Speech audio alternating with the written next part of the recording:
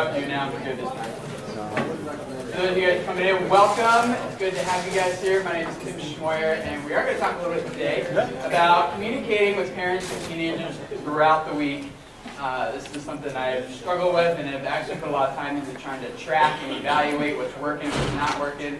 And so, I want this to be like a dialogue between us. I'm not really a big fan of standing up front and just kind of being like the expert, because I understand there's much more collective wisdom here in all of you guys than there is right here. So I'd like this to kind of be a learning experience from all of us together. And so as you guys were discussing, what are some of your frustrations that you talked about that you have with trying to communicate to teens and parents throughout the week? I do parents meetings, and I do like 6 months worth of getting dates and put them in there with these and parents and be like, oh, I didn't know that was coming. I'm like, okay, so it's like you waste your time. Yeah. And you put it out on the board, you take it out, and it's just like, oh, I didn't know that was coming. Yep. Do you live under a rock? Yeah. So that kind of frustration.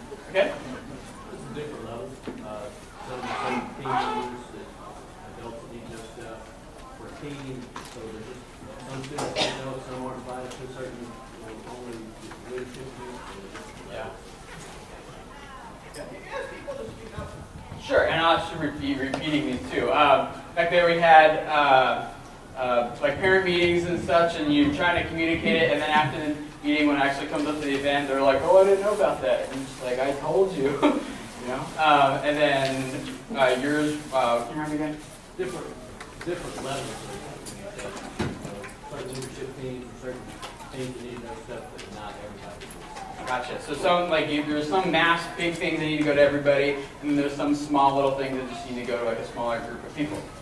Seems like parents kind of gripe about not getting the information, but then when you get the opportunity to come to like a parent meeting, or come to some kind of an event, there's like 5 parents that show up. Right. That's just, it's like the interest of the parents just isn't there. Right. So we have some people, like, you try to have a parent meeting, because like all the parents say, yeah, we need to have a parent, I want that. And then when it actually goes on the calendar, and you show up at the parent meeting, you have like 5 parents there, and you're like, what the heck? Okay? Getting response, you send out an email or postcard and you say, I need to know if you're coming, and then nobody responds. Yeah. Okay, so you send out postcards, emails, and you're trying to get people RSVP, and then nobody does, and you're just like, why am I even bothered? So many different ways of taking it. The web, emails, MySpace, Facebook, and print and postcard, that it's just overwhelming to keep it all consistent and going out. Yeah, so there's lots of different mediums we're going to talk about some of them today. And different people are different places and have different preferences of how you want them to communicate. And even sometimes you put it there, they still go way over here. Or this way, whichever you want to go. Anything else? Take like one more. For me, I definitely talk to the teams, to be honest, rather than think about it from parents. Okay. I don't know whether I want to, I just don't. Okay. So sometimes we talk to teens all the time, and sometimes we don't talk to their parents nearly as much. And we all know that sometimes we tell teens something, it doesn't always make it all the way home, or at least not to their parents. What I want to talk about a little bit today is, I'm not here to, hopefully I solve some of your problems and give you some ideas, but really what I want to talk about is, over the past 6 months or so, I've been really kind of evaluating a lot of the ways that my youth ministry, I'm a youth pastor in Minnesota, and how we communicate with teens and parents all week long, different groups of people, how do we do that? But the thing that I did this time that I haven't really done before is, rather than just assuming that something was getting to the kids because I printed on a flyer, handed it to them, I actually tried to be very intentional about tracking some of these things. And I'm going to share with you guys here how I track these things and the stats I came up with that are true for my group. But my disclaimer here at the beginning is that just because I give you some stats that help, this is how it worked with my group, it doesn't necessarily mean it's going to work in your group that same way. Every group is different, every demographic is different parts of the country have different ways that they communicate. So really, I just want to give you some tools that hopefully will help you evaluate what's working and not working for your group, that you can go back and not take my list of what works best for my group or works for my group and say, well, that must be what works best or works for my group, for your group, but that you would be able to come away with some evaluation. So with that said, when I was I've been in Minnesota now for 2 years. I came from a church in Dallas, Texas. Anyone from Texas? Okay, we got a couple. When I was in Dallas, Texas, everyone there seemed to be like really technologically inclined. So in fact, almost all of my youth leaders had like BlackBerries. So I would send out an email to all of them, and within maybe usually within 10 minutes, sometimes like an hour, I'd have like a response back from every single one. I'm like, this is amazing, this is great. That worked great for Texas. When I got to Minnesota, not only did I find out that some of the kids didn't have email address, they didn't even have internet access. And that was just a totally foreign concept for me, coming from this community in Texas that is just so data driven, and then we come to Minnesota and I had to totally change my ball game of how I communicate, a lot of trial and error through there. So as you guys go back to your ministries, I want you to try to think intentionally about how you're going to evaluate some of these methods. And if you have any questions as I go through this, please, by all means, feel free to raise your hand and interrupt or check your water bottle or something. Because I really want this to become more of a dialogue, like I said, as hard as that is with a group of people this large. What I'm going to do is I'm going to go through, there's 6 main ways that my group communicates. And I'm going to start with the very worst one and go all the way to the best one. This first one is number 6 on the list. Is the absolute worst way that we have of communicating with kids. I was very surprised to find this out. You might be very surprised too. But that is the worst way is Facebook. Now, I thought that this would be the best, easiest way to work with, to communicate. I'm not to say all, but most of my youth group kids are very active on Facebook. I see them, interacting on there all the time. If I send them a personal message, they read it and they respond to me. But usually the way that Facebook communication works is you go in there. You guys all familiar with Facebook? Am I not talking like lingo? You don't? Okay. Everybody know what Facebook group is? Okay, so you go into Facebook, you create this group. A lot of you guys have a group for your youth group, and I use that just you can upload pictures or videos there, have little discussions if you want. None of that's really utilized on my youth group's Facebook groups, but you use it for sending mass messages out to everyone on the list. Okay, and I just figured that since they're on Facebook and using Facebook, that it must be a real effective way to communicate with them. Turns out they do the same thing I do, and that if you get a mass message from a group, you usually just delete it and don't even actually look at it. The way I came to figure that out is I started, rather than putting whole text of everything you need to know in these Facebook messages, I just kind of put headings, of deadline for such and such, due, and I would put stuff like fundraising signups now available and senior high cancellation, just real general heading. And then I put a tracking link in there that would say, for more information, you can click here, and it takes you straight to our youth group website, which I'll get to a little bit later. That gives you more information about it. 2% of the people in our group clicked on those links. And it might have even been parents for all I know. I don't know who it was, but 2% actually clicked on those links. And where you can go to try something like that, I use a site, if you feel a little bit comfortable being a bit nerdy, and you have your own web host, you can set up something called Get Shorty. It's get-shorty.com. That's what I use. And I use it just because you can brand your own link. So I use my youth group's own website domain for it. But if you don't feel as inclined to set something up like that on your own, you can use Bitly, which is another great one. If you're familiar with Twitter, you've probably heard of that. bit.ly is the website. No www or anything, just bit.ly.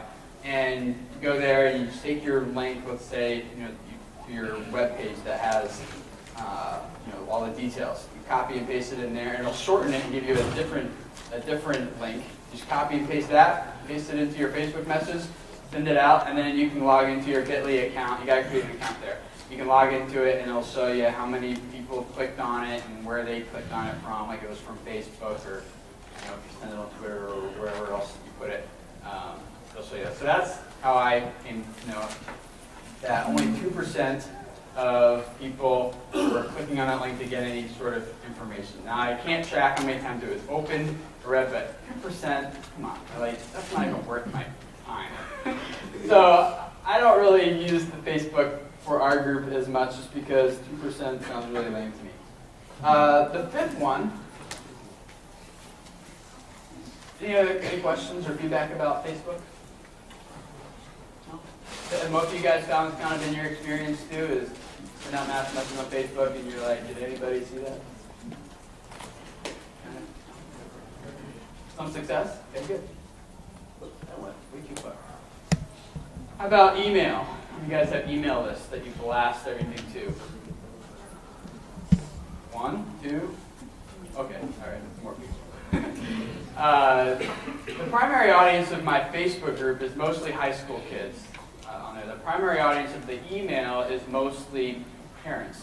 A lot of my kids, anyway, in my group, don't really use email. There's lots of reasons for that you get into, but they just don't use email. So when I send out a mass email to people, it's more just parents. And so I type up this email, I send it out.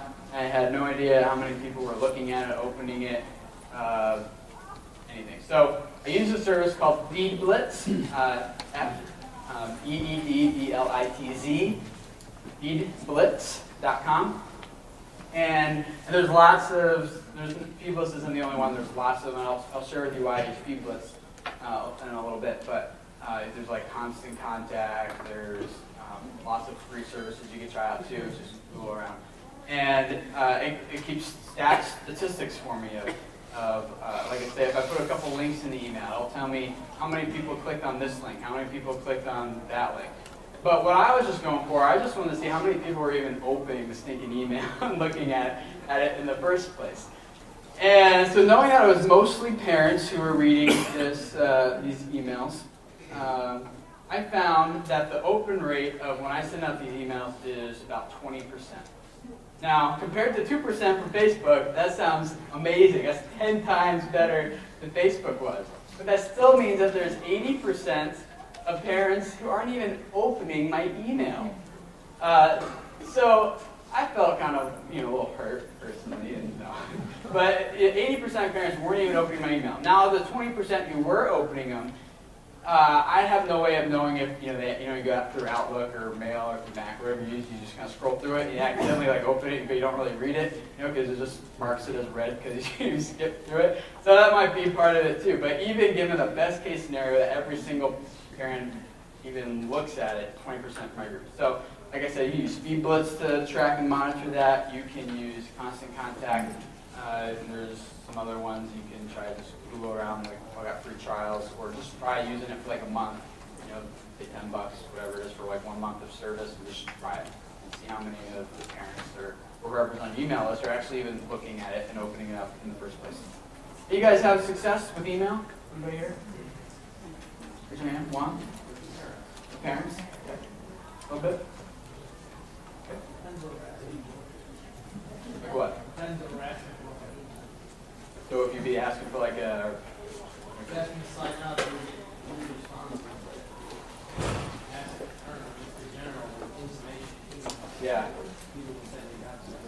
So how, you mind me asking how many times a week do you send out? Like, do you send out like an email for every individual thing? One time. 1 week, okay. How many of you guys send like an email out maybe like once a week? Anybody more than once a week? Like 3 times a week? 3 times a week?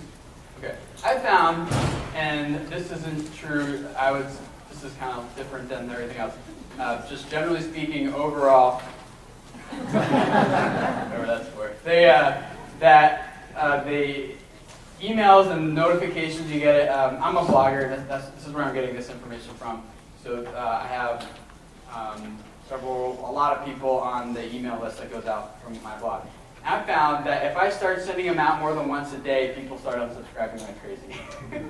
If I send out at least just once a day, they don't unsubscribe as fast. But the fastest growing one is the weekly digest.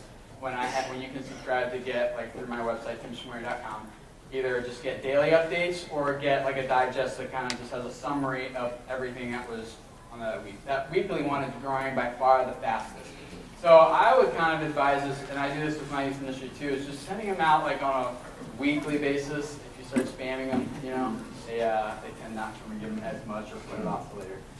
So weekly anyway.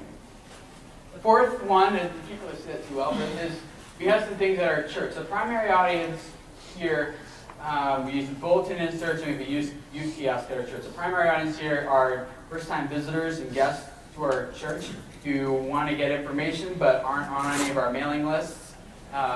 So whenever a visitor comes to our church the first time, let's say they come to our Sunday morning service, they get a little bulletin and they usually go straight to the kids' one and color in the stuff and connect the dots. But some parents want to go to the youth one, and that's basically just a copy and paste of the email we sent out earlier that week. So it's not a whole lot of extra time or energy to, I've already written it all up. I just, copy, paste, and maybe put some pictures in there or something, and it's good to go. So that gets printed out. That goes into every bulletin insert. Along with that, we have this youth kiosk, and you can kind of see. If you, not going to show here. No, but we have, at the youth kiosk, we have just kind of general information. It's right out of our worship center, so when you come out of our sanctuary, it's like right there. You can see there's like lights on it, so it's kind of hard to miss. And so we use that. We put like sign-up sheets. We have like general information brochures there, visitor info sheets, or parent newsletters, youth group pictures. There's two digital picture frame thingies on the side you can see. We have flyers, handouts, registration forms, brochures, all that kind of stuff. So that's a great way that I've found to communicate with people who might be first-time visitors to our church who want some information. It's also, I found, and this is unexpected, I didn't really anticipate this, it was also really effective for the people who aren't connected to our youth ministry in our church to start seeing our youth ministry more often. So you have all the retired senior citizens in your congregation that just think that you play Xbox all day with your kids, which I've done before, so we've all done that hopefully. But when you, the senior citizens and other people who don't have kids, it's a great way that they walk by it and they just see there's life here in our students and in our teenagers, and they just kind of created this sense of support. And when I talk to other people who don't have kids in the youth ministry yet, or they're either graduated or older people, this has really done a lot just to kind of create a sense in the rest of our community and our congregation that there's life and something going on in our church. And so I found that support has gone up since we've had this. This was there since when I came to the church actually, but we've totally revamped it and I'll get into that. But kiosk, bulletin insert. Now for tracking those things, it's a little harder obviously to track how many visitors are using your bulletin insert. But what has been happening is I get lots of feedback from older people in our church who take those, because we're not on an email list or Facebook or anything. They take those and they go and they give it to their grandkids. They're like, hey, look, you should come check out our church. Or the parents will take it home who didn't read the email or who are bored with the sermon, so they sit there and read it. So they have been highly effective. That's why it's number 4 on our list. And the youth kiosk also in communicating to newcomers. Anybody in your church have something like this that you've ever tried? Maybe it totally flopped, or you use it and it works great? Kinda. You want to share how it's working for you guys? Or? Our church tries to be really uniform, so they've got 5 kiosks, and you in a sense have to rent them out. You have to reserve them with the admin team. Okay. So we haven't established one year round, but we use it for all our events, and that is the place on a Sunday morning or during the week where parents can get insurance forms, and they can actually register for events right there, and it's really helpful. Would you say it's pretty effective? I'd say for events it's very effective. What we found is probably about 60% are using the kiosk to register for events, and 30% are using online registration. Okay. So we would do both.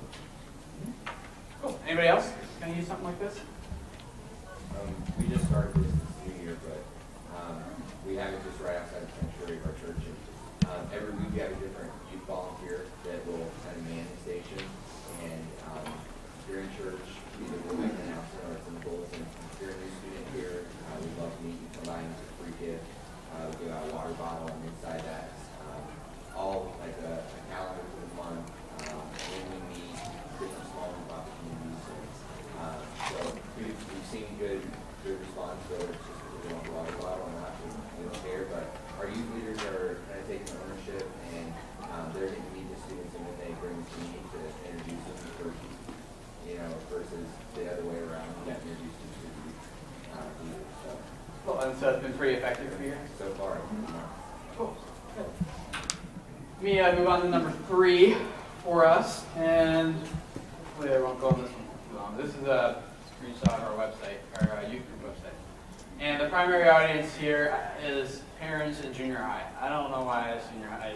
We're not really out in there for anything. But the junior high and parents, I know are on there because they're coming back to me all the time. Like, how come this is there? Or you misspelled that or whatever. Dang it, So the website, for whatever reason, not so much for our high school, but junior high and our parents are definitely utilizing this. And the way you can track this website is just by traffic statistics.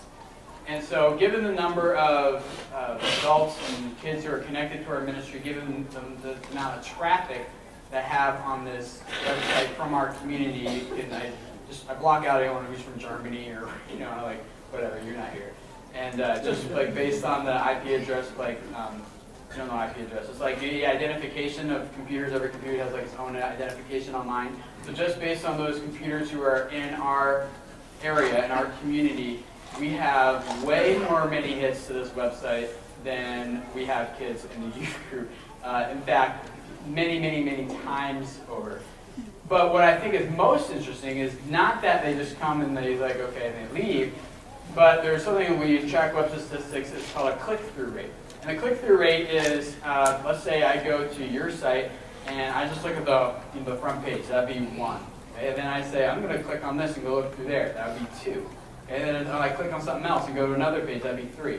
So how many times people are clicking through your site before they just close it or leave it or whatever. So the click-through rate on average per visitor at this site is 15.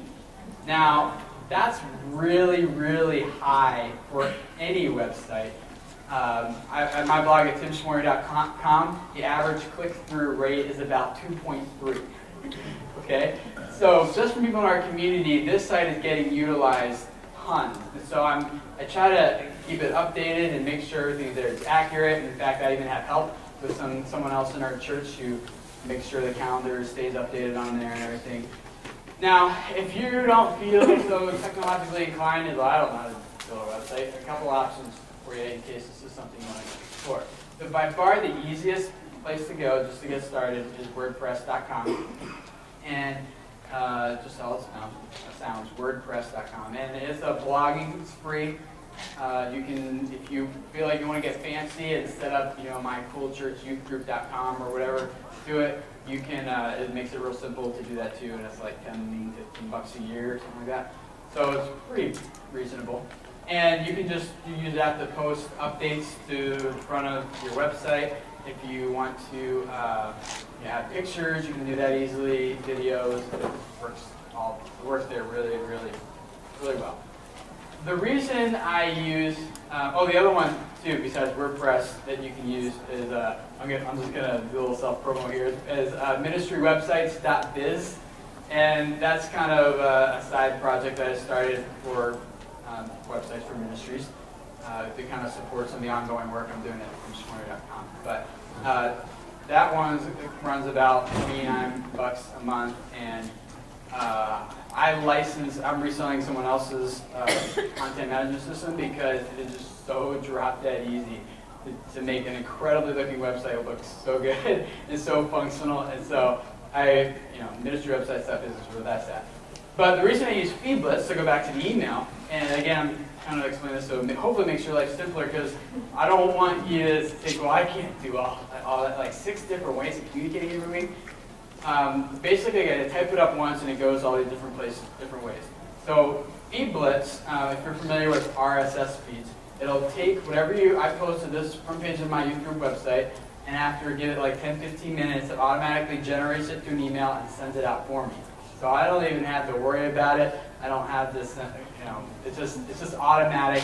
It's real, makes my life a whole lot easier. So I posted the website, it goes out in the email about 10 or 15 minutes later, automatically by itself. The website, like I said, is getting plenty of hits, plenty of click-through traffic. Clearly, people are definitely looking at it and utilizing it. How many of you guys, oh, you have a question? Yes. WordPress and ministry website stuff is, those were to help you build a website or to check how the website's being tracked? That is a place you can go to order or create a website for your own ministry. So you can go there. 3-page websites are free for everybody. So if you want to keep it under 3 pages, that's totally free. You just find this little form and little mice generate this little wheel and gives you back a free 3-page website. And then if you decide you want to, this is working really well for us, you want to upgrade, you can do that anytime. Did they help you design it? Designs are already there. You just say, I want this design. So when they set up your website and give it back to you, your design is already there, ready to go. All you do is just put in your information. And it's almost as easy as saying, I want to type here. You click there, you type, click submit, and it's right there, like right in the website. It's almost that easy. So it works really well. So how many guys use a website for your youth? And keep your hands up. And of you guys who use one, keep your hand up if you think it's doing really well for your effective communication for your youth. Okay. For your youth and your parents. Anybody? Okay. Julio.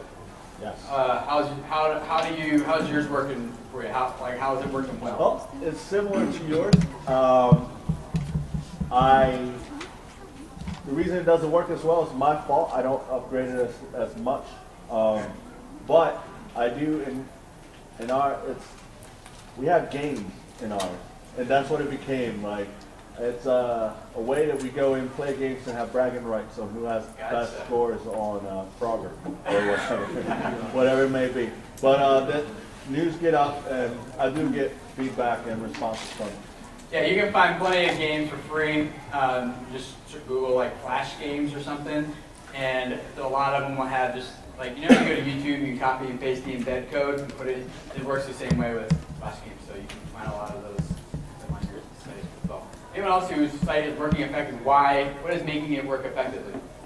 We work hard to keep ours updated, and what we've been doing recently, ministry on the front page, and you can link through and find other things about events and stuff. Well, we put the about stuff somewhere else, we're going to read it anyways, and we just have 3 icons of our front, our 3 front events coming up, or whatever it is, so that you come, as soon as you're there, you see the 3 most important things or most pressing things, and that's really helps. So you say, hey, just go to the page, and there's a link right there. Yeah, that's one of the keys too. Is like you said, is making it real simple and easy to find exactly what it is people want to look for. So you can see, you can't really see down the page, but that is like the updates are right there at the front page. So if all you want to know is what's going on this week, you just go straight to it's all right there. You just make it real simple. Anyone else whose website is working well? Actually, I have a question. And this might just be a church policy, but how do pictures work on websites and all that kind of stuff as far as, showing a 16-year-old girl or whatever?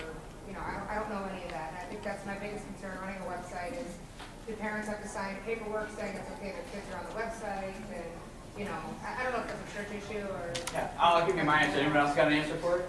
Yes. Ooh. Yes. Yes. You should get the parents' permission. Yes, get parents' permission. It's probably more of a church type deal, or is there... Yeah, go ahead. Most churches, when you have, for like ministry websites, if you're going to use photos, it's normally from, I know for a lot of youth pastors, we get those photos at events or things like that, and on the actual release, there's a photo waiver release that says that we have the ability to use, photography. If you want to decline that, they can do that on the sheet. I'm actually a professional photographer, and by law, there isn't a written law that states that you have to have their permission if you've taken their picture to publish it. But you're really getting into a sticky situation if you publish somebody's picture, especially a minor, actually violating their civil rights as opposed to like their privacy rights instead of their copyright. So.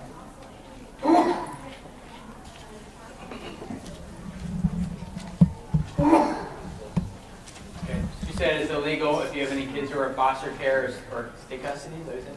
You have posting pictures of that. So yeah, might not want to go there. But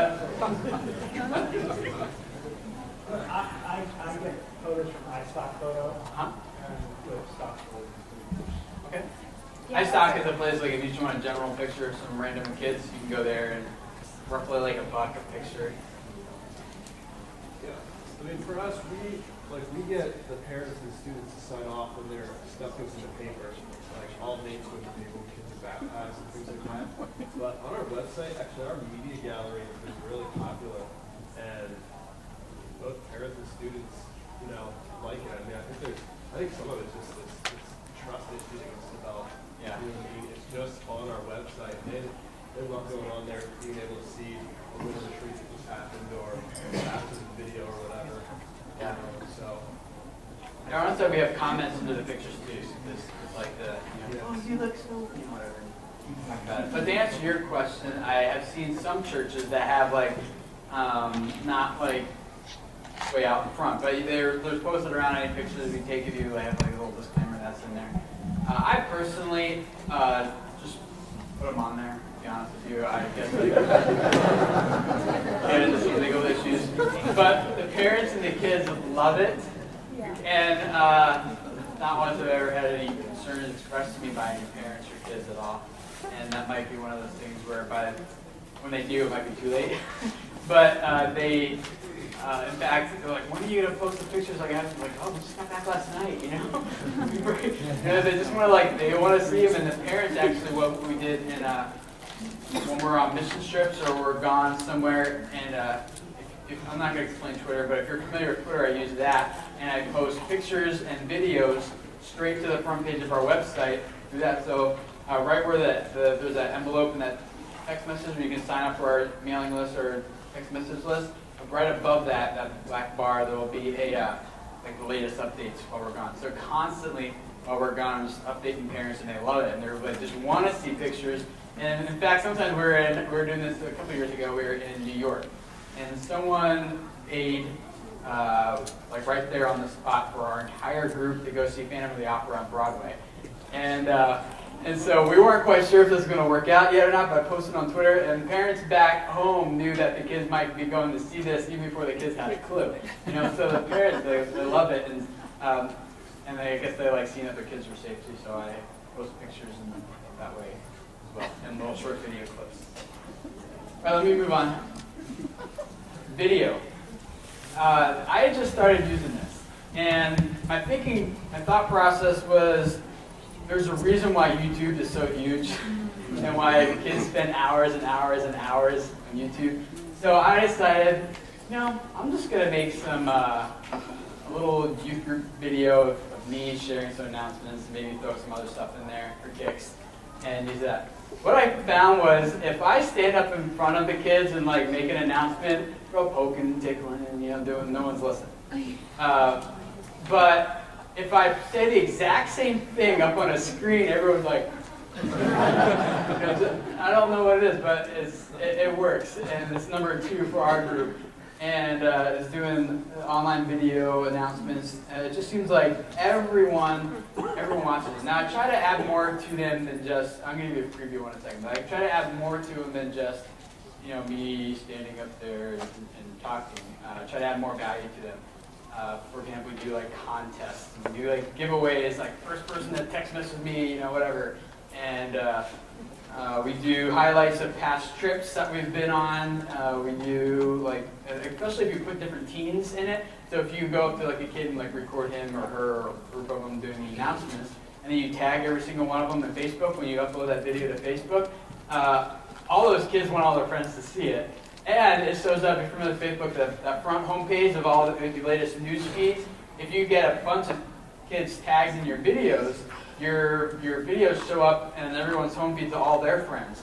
So before long, your communication to just your youth group has gone to an entire community online, and then kids start commenting on it, and then the more comments you get, then the more people's feeds it shows up in, and so it just kind of grows real big. But this has been a phenomenal way. I've been tracked, as far as tracking is concerned, the views in YouTube and the downloads through iTunes. I put them also in iTunes because every kid's got like their iPod, so it's real simple for them just to automatically subscribe to the video. So the next time they plug their iPod into their computer, it just automatically downloads the next episode straight to their iPods and they watch it there. And then while they're sitting on the bus, they can watch it. They're working out at the gym, they can watch it. Their friends like, hey, what are you watching? And hey, what? And then they watch it and they share the buzz and they watch it together. And so this has been. I don't really have time to show you the whole thing, but I'll give you an idea of what it's like. Hopefully this isn't going to be too loud.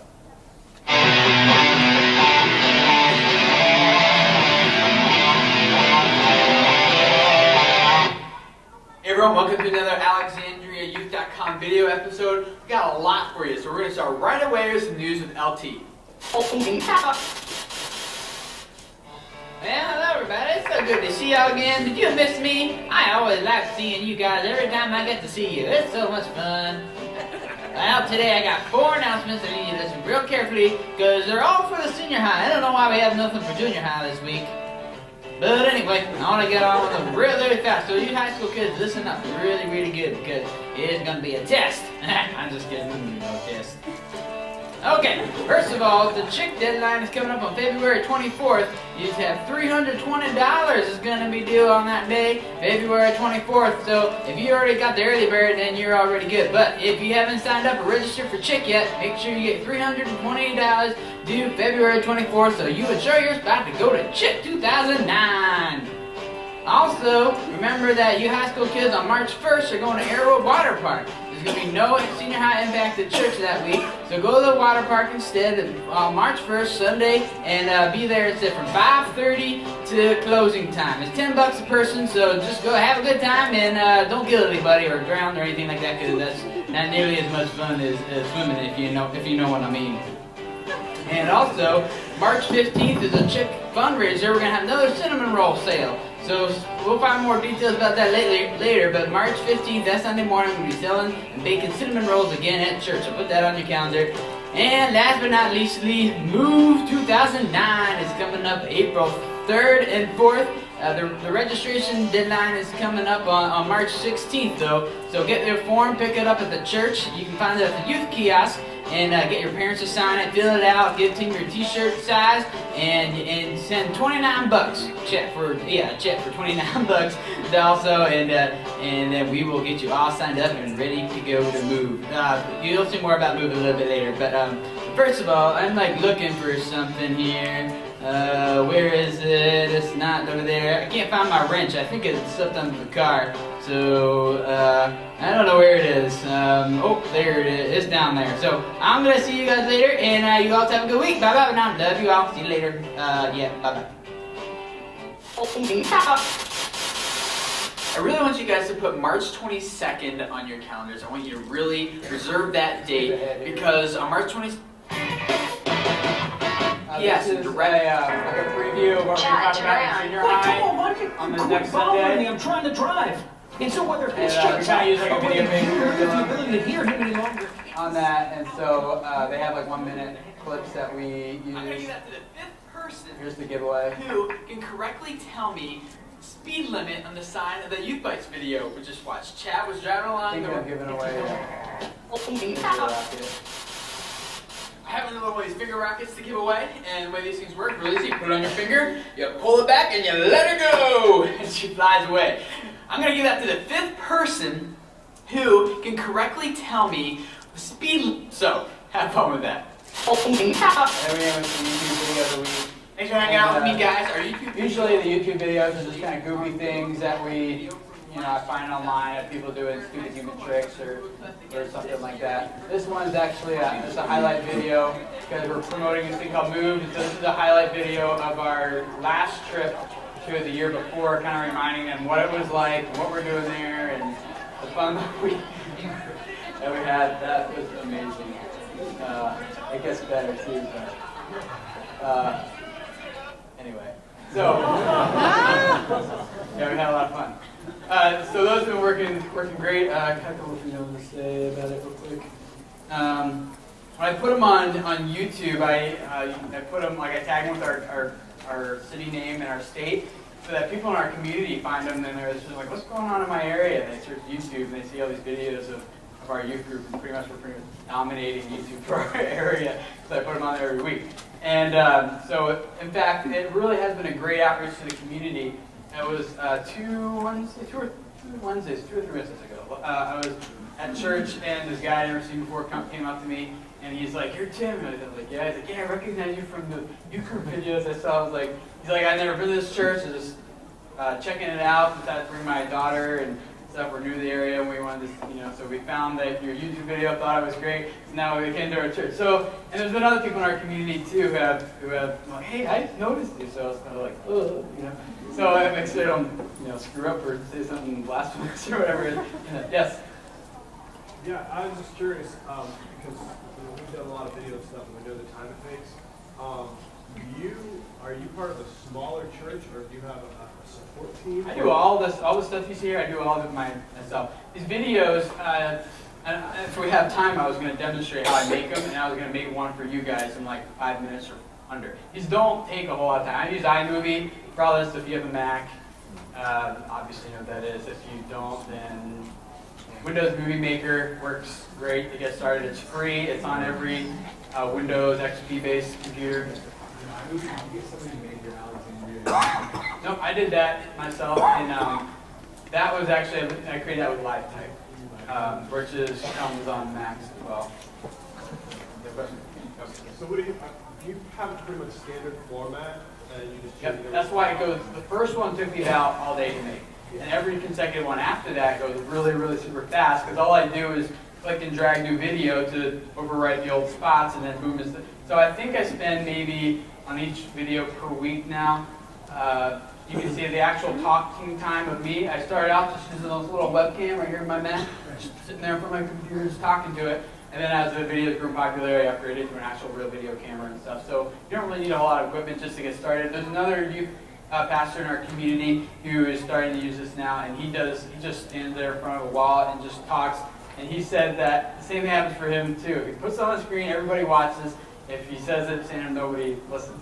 But I think the amount of time I put in these each week would maybe roughly an hour and a half of shooting time and editing time I put together. So it's not a whole lot. And it is a lot easier for me to just write an email and send it. But if nobody reads it, it's really not, it's not helpful. So if this works, it's worth my hour and a half, 2 hours sometimes to do this, to put in this, knowing that people are actually going to watch it and see it later. I'm running out of time, jeez. How do you let them know that there's they know now, but how does this first start getting them? The first, yeah, it's on there somewhere. Yeah, I do. I put them in the emails in the front. So when I'm done, it goes to the front page of our website, which then, of course, goes out automatically through email. And I usually post them on like Wednesdays. Sometimes Thursday morning, but I usually try to do it Wednesdays. And I think it's just sit there hitting F5, the refresh button, waiting for it, because maybe they just want to win whatever it is that we're just, and it's goofy stuff. It's like, I could probably pick up a toilet paper roll and give that, and everyone would be like, I won it. And cause it's just like a competition. It's not really the item. It's just like, I got it, you didn't type of thing. And so I posted there, and I also show them, burning DVD, and I put it, and I let them watch it for the kids who don't have internet access. And so they can watch it at both junior high and senior high youth group as well. So, what was I going to say that I don't know. But, so the statistics there, sometimes I'll post it at the front page of my website, the youth group website, and within like 2 minutes after I published it, my phone starts going off like text messages and people like trying to win stuff or the question is a lot of fun. It doesn't happen every time, but it has happened several times. So that is the number 2 thing for us. And number 1 is text messaging. There you go. How many of you guys use text messaging? Okay. Keep your hand up if it works pretty well for you. Good. And when we're mostly in sync, text messaging works wonderfully. We're using is by far our number 1 communication because almost 100% of the people on our list read and look at the messages. We use it for sending out announcements, last-minute updates, and reminders, event cancellations, which is great for last-minute stuff. Like say the weather went bad all of a sudden, you need to cancel it. Like it's going to start in 30 minutes, and you need to cancel it. I'm around the time, so I won't say more stories. But it works great for that. Birthday wishes, sending Bible verses and short devotionals. If you would like to do this, I have 3 months of free devotionals for text messaging. You can download at timschmoyer.com. And I used all of them, and I'm working on that one. So I kind of slacked off a little bit. I used to send text devotionals to all the kids every day when they started their day at school. We do contests and quizzes and polls, prayer requests and praise reports.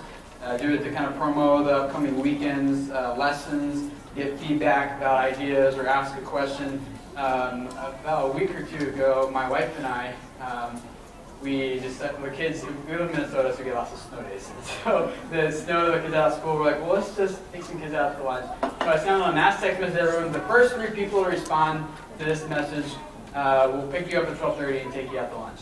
And so it's like, my computer's just like, well, why not? Because I use that, textsignal.com, txtsignal.com is what I use. However, it's the same thing as Simply Text. So if you see a lot of Simply Texting around here, it's the same thing.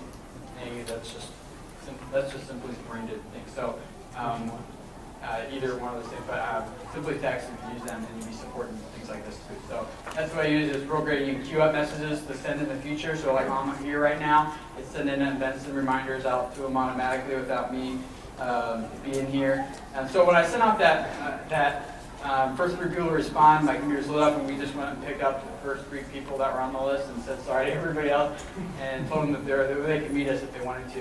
We went out and had a great time at Bennigan's with them. So the only limitation in text messaging is, you're forced to be very concise. You have to be very short, which is probably why kids like it. So I don't load it up with lots of stuff, but it is a great way. You remember senior high starts tonight at 7, and you need to come with an old pair of clothes, or some because we're going to get ready, whatever. Reminders like that. So that is by far the number 1 way. The other things, just real quick in passing, that I have used that I don't find work for our ministry is mailings. I know some of you guys said those work great for you. Awesome. Phone calls. I am not going to sit and call, all the kids in the ministry. So I don't even bother to do that. That'd be too much. And I tried using an in-house hotline, like changing the voicemail message on my office phone at church or things like that, and nobody really calls it. And that just sounded really weird when Fire the Fire calls me every week or something. So it just doesn't really that didn't really work. So okay, any questions or comments you guys have? Was your mechanic video done with Flash? Sorry? Was your mechanic video done with Flash? My mechanic video? Yeah. Oh, LT. I totally, I'm not following my notes very well. You can get LTs free, and in fact, I wrote up a 2-part tutorial on how I make these videos, step by step with screenshots and everything, and where you can download everything I use. Most of it's all free, including LT. LT is, in fact, I can even, I'll do it for you real quick right here. LT. I'll show you how it works. Here's the control, and he's free. You can go download him for free, and I link to him at timschmoyer.com, like I said. And my screen size really shrunk here because of the. I just put them off because of being up there on the screen. But see, you can see here, and maybe you can see. Here's my my voice just going like this. If I want to make him talk, I just click here. Or actually, I use the mouse for the keys when I do it. You want to change the shirt, you press F, and change the background. You can just do that and change it to whatever. I just sit here and I just talk like this, and I record it on my screen while I'm talking. So it really takes that, you know, it doesn't take any extra time to do it. And if I'm confused about what I'm doing, I just hit the number 3 button. or if I'm really peeved, I just hit number 4. So that's how he works. And again, he's free. It's a free download. And like I said, if I would, if you go to Tim, I don't remember the actual URL to download it, but I know I link at it at timschmoyer.com. And if you search for, here, I got it here for you. Crowd control game. Crowdcontrolgames.com. Yeah. I'm sorry? Crowdcontrolgames.com. Crowdcontrolgames.com. Okay. Let's see. It's on here. It's I wrote down exactly what you can search for at timschmoyer.com to find this thing. Here it is. Search for using video to communicate youth group news. So if you search for that, using video to communicate youth group news, there's a 2-part series I wrote on how the step-by-steps of everything and how this works. And like I said, it'll take me about 8 hours to do the first one, at least it did me. And then after that, it's really just, you know, record your stuff and then just insert it, and it takes me like an hour or a half an hour. Schmoyer is SCHMOYER. Oh, it's on the yellow page too if you want to, or put a little picture of me.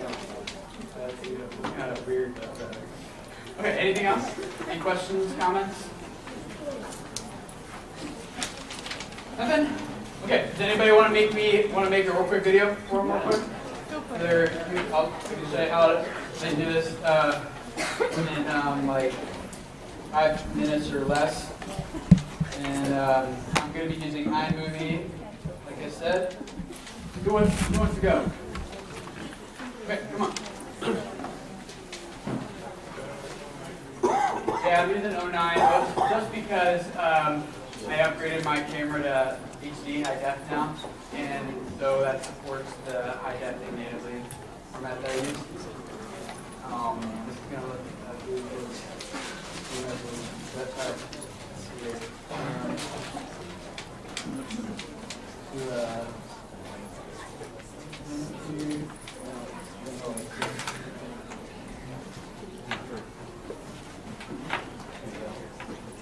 I'm going to do project.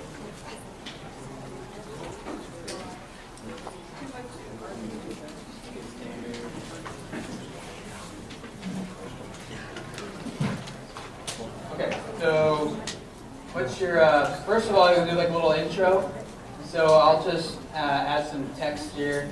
Let's just use something like, and we'll just see, I'll just click and drag that over there.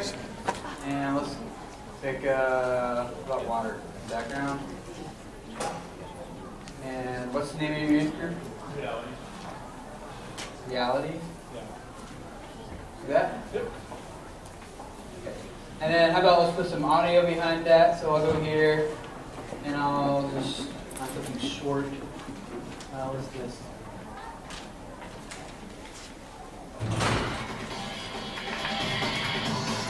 That'll work.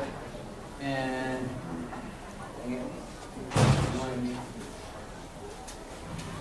I'll just take the music and I'll just put it like right at the beginning here. So now, as you can see in the preview, we're in this window and it plays. Okay. So now we're just going to add your video talking, and we'll bring up here, Bria here, and you can. Hey, what's up, Reality? I'm out here at the group conference in Columbus, Ohio. Just want to say what's up. Hope you guys are, you know. I know it's cold. It's cold here too. Don't worry. I still wish I was on the road somewhere. But I hope you guys are having a great time without me. See you later. Quick stop. And then it's going to process it, put it in there. Then I'm going to take this video right here. What's up? We're professor. I'm going to start it right where he starts talking. Right here. I'm going to click it to the end. Put that right there. And then let's maybe throw in a cool little transition here, like maybe let's press some success on the top. Usually it's not as bad because you can see my full screen. There, here's what we got so far. And maybe I'll just do a full fade out to this. Just do like fade to black at the end. Here, beginning.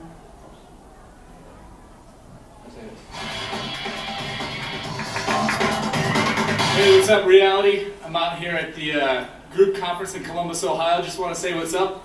Hope you guys are, hey now. Hope you guys are having fun back in Peoria. I know it's cold. It's cold here too, don't worry. I still wish I was on the beach somewhere. But I hope you guys are having a great time without me. See you later. All right, we'll chop off the little end piece there. Without me. See you later. Off that. Done. You guys are having a great time without me. See you later. It fades out. Okay? So we just did that in like 4 minutes, and then what I would do is I just go up here to share and to YouTube, and I'll send it. We go straight to YouTube and publish, and it'll be all ready to go, and I can put it right in my youth group website, and it's real simple. So you want me to put it on there for you? Yeah, before you kick off, let me get your info. Okay. Yes. What Windows software is that? For Windows, the free one that's on every, that you just get started with free simple stuff, then upgrade if you find it's working. Windows Movie Maker is free on every Windows system. Otherwise, I know Pinnacle is a good one, and Adobe Premiere Elements is also a good one, and they both run about $100. Thanks for coming, guys.